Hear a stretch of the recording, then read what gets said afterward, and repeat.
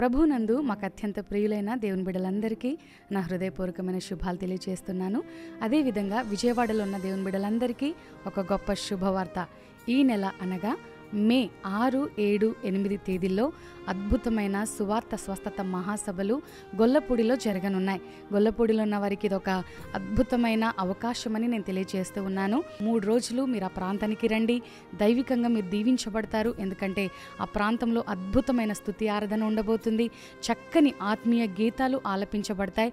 అదేవిధంగా వాక్యానుసారంగా అద్భుతమైన రీతిలో మీ క్లిప్పింగ్స్ చూపిస్తూ ఆధారాలతో, ఎవిడెన్స్తో, ప్రూఫ్స్తో దేవుని వాక్యం అందించబడుతుంది. కాబట్టి ఈ విషయాన్ని మీకు తెలిసిన వారు మరి తప్పకుండా మీరు రండి. అదేవిధంగా ఎవరైనా అస్వస్థతతో ఉన్నవారు, బలహీనంగా ఉన్నవారు, రోగాలతో బాధపడుతున్నవారు, సమస్యలతో ఉన్నవారిని కూడా ఆ ప్రాంతానికి తీసుకురావడం ద్వారా దేవుని నామం పేరట ప్రార్థన చేస్తాము.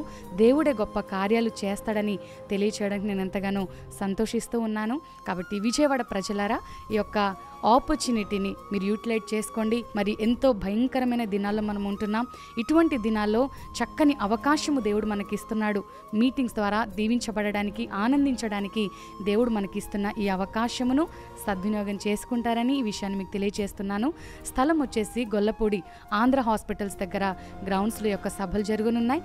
కాబట్టి మీ స్నేహితులను, మీ ఫ్రెండ్స్ని, బంధువులను కూడా మీరు తీసుకొని వచ్చి దీవించబడాలని మనసారా కోరుతున్నాను. దేవుడు మనందరినీ తన రెక్కల నీడలో దాచి తన అద్భుతమైన కార్యాలు మన పక్షాన చేయునుగాక. ఆమేన్.